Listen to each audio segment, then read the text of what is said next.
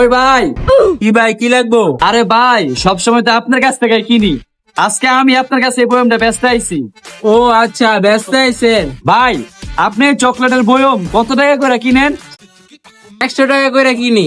ও ভাই, তাহলে আমি এটা আপনার কাছে 50 টাকা বেচবো, কিনবেন?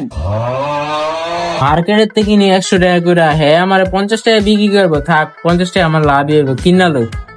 এলন ভাই 50 টাকা।